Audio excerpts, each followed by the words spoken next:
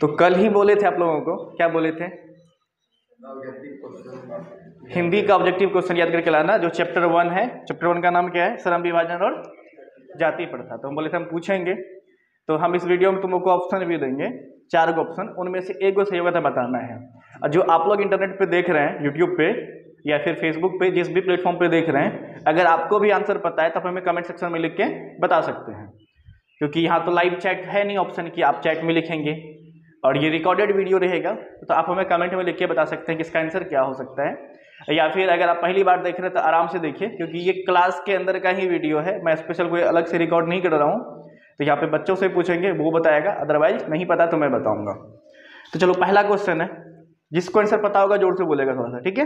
पहला क्वेश्चन है, मानव मुक्ति के पुरोधा किसे कहा गया है? 4 ऑप्शन है, नलिनी लोचन शर्मा, यतीन्द्र मिश्र, भीमराव अम्बेडकर या अमरकांत को?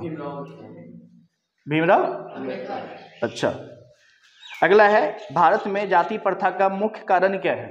भारत में जाति प्रथा का मुख्य कारण 4 ऑप्शन है, बेरोजगारी, गरीबी, उद्योग धंधों की कमी या अमीरी। क्या होगा? बेरोजगारी।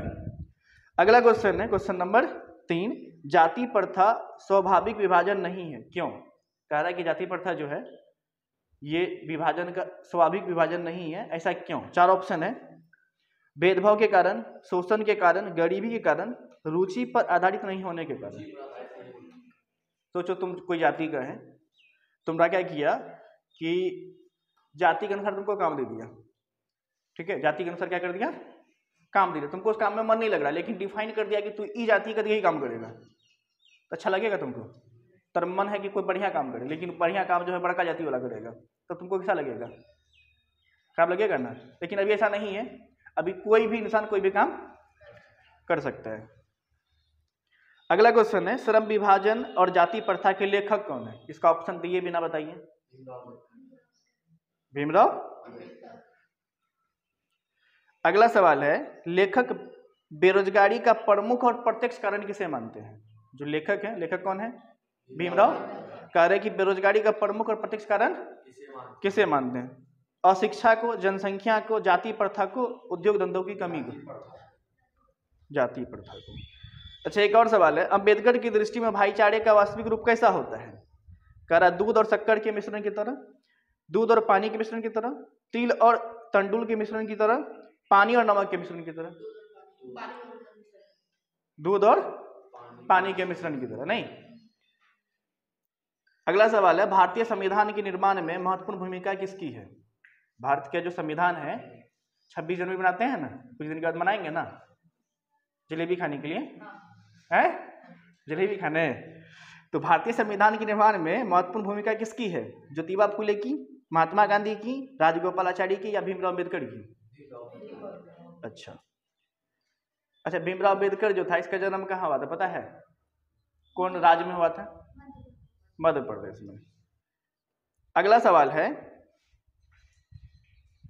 प्राथमिक शिक्षा प्राप्त करने के बाद अंबेडकर उच्चतर शिक्षा प्राप्त करने के लिए कहाँ पे गए थे? जो प्राथमिक शिक्षा था वो कंप्लीट कर लिया, उसके बाद जो आगे पढ़ना था उसको, उसके लिए कहाँ गया था? इटली, दक्षिण अफ्रीका, न्यूयॉर्क या दक्षिण कोरिया? प्राथमिक शिक्षा प्राप्त करने के बाद अंबेडकर उच्चतर शिक्षा प्राप्त करने के लिए कहाँ पे गए थे?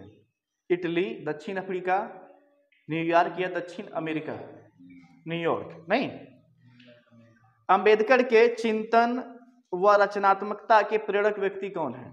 बुद्ध, कबीर, ज्योतिबा फुले, इनमें से सभी? तो वो तीनों लोग जो थे इसके चिंतन और रचनात्मकता के प्रेरक थे। कौन सा? बुद्ध, कबीर और ज्योतिबा फुले। तो इसका आंसर है इनमें से सभी। अच्छा, एक और सवाल है, श्रम विभाजन और जाति प्रथा क्या है? कहानी है, भाषण है, निबंध है या साक्षात्कार है? निबंध है। क्या है? निबंध है।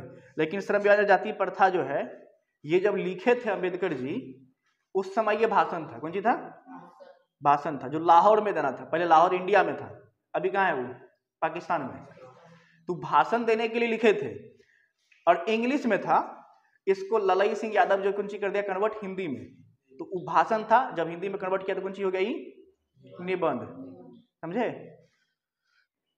और उस भाषण का नाम था, जो जहां वो देने वाले थे, उस प्रोग्राम का नाम था जाति पाति तोरक मंडल भाषण। क्या नाम था?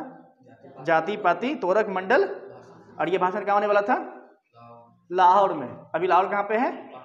पाकिस्तान में। उसी लाहौर में गुरु नानक जी का भी जन्म हुआ है। गुरु नानक जी जो है कौन चीज है? सिखों का प्रथम गुरु है। ये भी पढ़िएगा इसी चैप्टर में, आगे चल के कविता में है। चलो एक दो सवाल और पूछते हैं। डॉक्टर अंबेडकर के माता का नाम क्या था? रानी बाई, कुंती बाई, शीलाबाई की भीमा बाई? अच्छा। अगला सवाल है, डॉक्टर भीमराव अंबेडकर की मृत्यु कब और कहां पे हुई थी? 1956 दिल्ली, 1957 मध्य प्रदेश, 1958 वाराणसी, 1959 बिहार? 1956 दिल्ली में उसका डेथ हुआ था। अगला क्वेश्चन है, डॉक्टर भीमराव अंबेडकर का जन्म कहाँ हुआ? हम पूछे थे तभी। ऑप्शन दे रहे हैं, डुमराव बिहार, गोरखपुर उत्तर प्रदेश, महू मध्य प्रदेश, दानकुनी पश्चिम बंगाल। कहाँ पे हुआ था? तो जोर से तो बोलो। अच्छा। एक और सवाल है, ये भी तुम लोग जानता है, भारतीय संविधान के निर्माता के रूप में हम किन्हें जानते हैं? डॉक्टर।